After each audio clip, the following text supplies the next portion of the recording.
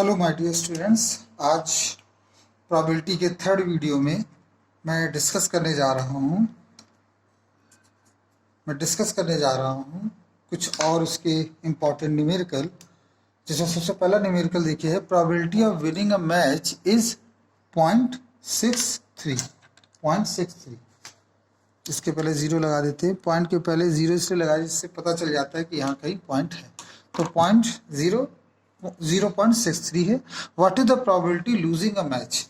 तो मैंने आपको याद करिए, मैंने आपको अभी बताया था कि कुछ इवेंट ऐसे होते हैं जो कॉम्प्लीमेंट्री इवेंट होते हैं। कॉम्प्लीमेंट्री इवेंट का मतलब कि ऐसे इवेंट्स का कॉम्बिनेशन जिसमें एक इवेंट होता है और प्लस उस इवेंट के ना होना। तो occurring of an event plus not occurring of an event is known as his summation of that kind of probability is 1, and both probabilities simultaneously known as complementary probability. तो किसी event के होने की plus उस event के ना होने। तो यहाँ देखिए कितना इजी क्वेश्चन है। पहला इसमें उन्होंने लिखा है कि इवेंट के होने की प्रोबेबिलिटी, देखिए लिखा probability of winning a match इतना है, लूज होने की प्रोबेबिलिटी। तो देखिए probability of winning a match को हमने ई से डिफाइन कर दिया 0.63। तो हमसे क्या पूछ रहे हैं, आप ना जीते मतलब आप क्या हो जाए, हारे। तो यही तो क्वेश्चन में पूछ रहे हैं कि पी ई बार जो होता है, ई बार या बार ई, ये कहलाता है उस इवेंट के ना होने की प्रोबेबिलिटी। उस इवेंट के ना होने की प्रोबेबिलिटी को ई बार से डिफाइन। तो हम यहाँ लिखेंगे वी नो दैट इवेंट के होने की प्रोबेबिलिटी और उस इवेंट के ना होने की प्रोबेबिलिटी, मतलब मैच जीतने की प्रोबेबिलिटी प्लस मैच ना जीतने की प्रोबेबिलिटी। तो मैच ना जीतने की प्रोबेबिलिटी मीन्स हारने की प्रोबेबिलिटी। तो हमने पी ई बार लिख दी। तो P E bar is equal to 1 minus P E, और 1 माइनस पी ई का मतलब हो गया 0.63। तो ये आप इसको साथ घटा देंगे 60.60, ये आ जाएगा आपका 37।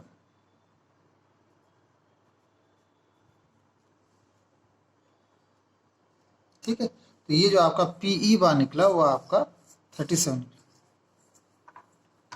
आई होप ये आपको क्वेश्चन समझ में आया होगा।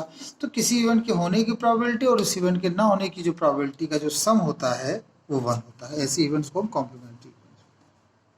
अब आंसर 4 देखिए, Ram and Rohit are friend. Ram और रोहित क्या है, मित्र हैं। They was born in 1990। What is the probability that, अब देखिए राम और रोहित, हमें पता है राम और रोहित फ्रेंड हैं, ओके। वो दोनों का जन्म 1990 में हुआ, किसी भी डेट को हुआ। अब इसकी क्या संभावना है, मैं दूर से सोच रहा हूँ इसकी क्या संभावना है कि दोनों का सेम बर्थडे होगा। देखिए सेम बर्थडे का मतलब डेट सेम हो, और डेट सेम का मतलब जैसे एक का अगर 1 अगस्त हुआ तो दूसरे का भी 1 अगस्त हो। जैसे एक का 31 जुलाई है तो दूसरे का भी 31 जुलाई हो, या एक का 1 फरवरी है तो दूसरे का भी 1 फरवरी हो। तो ऐसा जो कॉम्बिनेशन होगा जिसमें जो पहले राम का जो जन्मदिन है वही रोहित का हो, तो ऐसा सिर्फ एक ही कॉम्बिनेशन पाया जाएगा कि ये, क्योंकि ये यूनिक केस है, सेम बर्थडे होगा तो इसका केवल एक ही मतलब एक्चुअली यहाँ पर हम डेट की पेयरिंग करते हैं। अब आप सोचिए कि 1 जनवरी ये कब ये विश कब पूरी होगी, या उनका सेम बर्थडे कब होगा, जब पहले का ही 1 जनवरी हो एंड दूसरे का ही 1 जनवरी हो। और भाई पहले का हम 2 जनवरी बोले तो दूसरे का 2 जनवरी हो। तो इस तरह से आपके फेवर में तो कोई एक ही इवेंट होगा ना भाई। ढेर सारे इवेंट हैं लेकिन आपके फेवर में तो कोई एक ही इवेंट होगा। और टोटल इवेंट कितने होंगे, तो टोटल इवेंट वो कहलाएंगे नंबर ऑफ डेज, वो होगा टोटल इवेंट। क्योंकि जितने उनमें से कोई फेवरेबल जो डेट होगी वो दोनों की सेम होगी, तभी तो हम ये कहेंगे कि भाई वो दोनों का सेम बर्थडे है। तो हम यहाँ पर क्वेश्चन में इतना बस लिखेंगे कि for same birthday we have only one favourable case. अब हमने बता दिया वन फेवरेबल केस कौन सा होगा, जब एक का फर्स्ट ऑफ अगस्त हो तो दूसरे का ही फर्स्ट ऑफ अगस्त हो, तो आपके फेवर में तो कोई एक ही होगा। और total number of days is 365।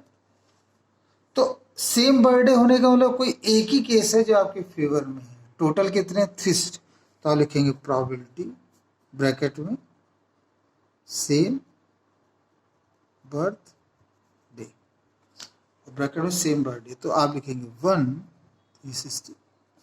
ये आपका था पहला पार्ट का आंसर। अब इससे दूसरा पार्ट देखते हैं। दूसरे पार्ट में डिफरेंट बर्थडे है। डिफरेंट बर्थडे का मतलब देखिए, अब सेम होगा तो इसका अपोजिट में क्या होगा, सेम नहीं तो डिफरेंट होगा। तो मैंने आपको बताया प्रोबेबिलिटी ब्रैकेट लिख दीजिए सेम बर्थडे, फिर प्रोबेबिलिटी ब्रैकेट में लिखिए डिफरेंट बर्थडे इक्वल टू। तो अब देखिए प्रोबेबिलिटी सेम बर्थडे का तो हमने ये निकाली थी 1/365 प्लस प्रोबेबिलिटी ये क्या लिखा है डिफरेंट बर्थडे, तो प्रोबेबिलिटी ये हमने लिख दिया different birthday. 1 - 1/365 is equal to 364/365। देखिए सेम बर्थडे सेम डेट होगी तो उसकी संभावना बहुत ही कम है, लेकिन डिफरेंट होगी उसकी संभावना सबसे ज़्यादा है। तो ये इसका नेक्स्ट देखिए।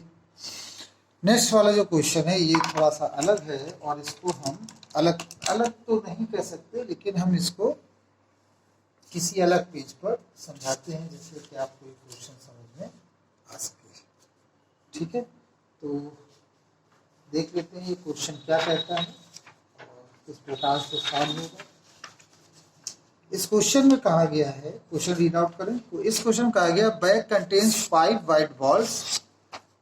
white balls and a bag contains 5 white balls, 6 red balls and 7 green balls। देखिए इसको ऐसे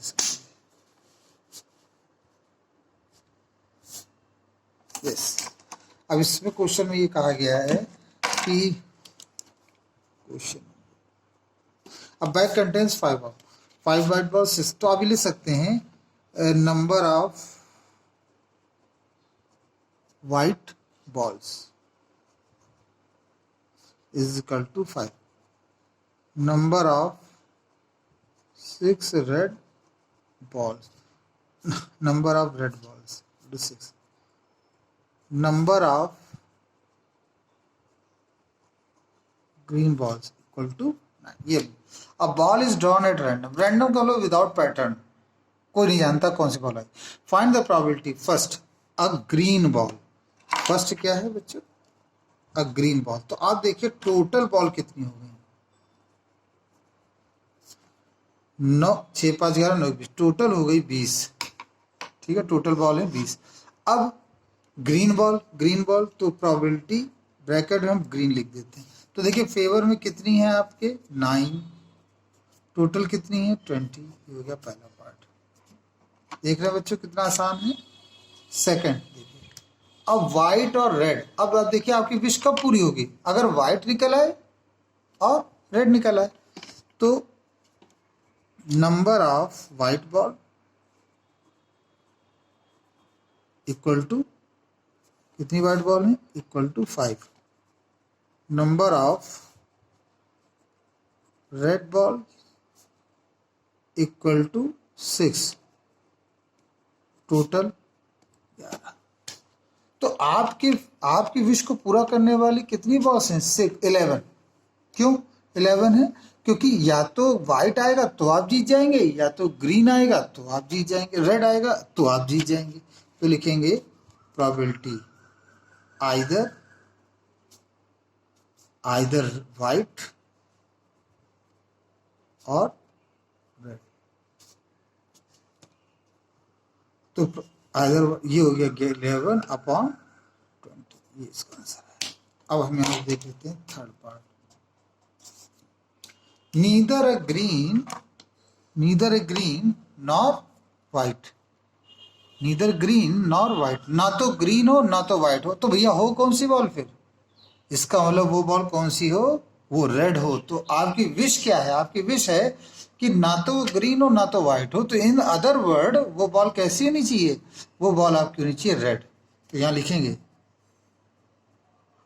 नीदर ग्रीन और white ball, that means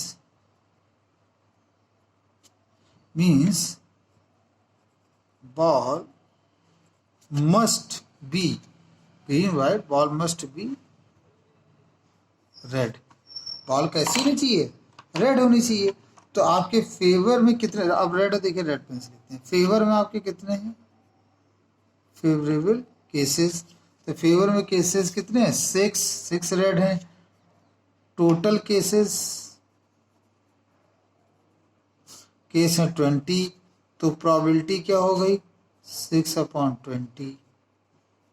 yes, I hope ये क्वेश्चंस आपको समझ में आए होंगे। ये बहुत इंपॉर्टेंट क्वेश्चंस हैं बच्चों। जितना ज़्यादा आप इसको समझेंगे उतनी आसानी से आप इसको कर पाएंगे। I hope you like it. Thank you very much.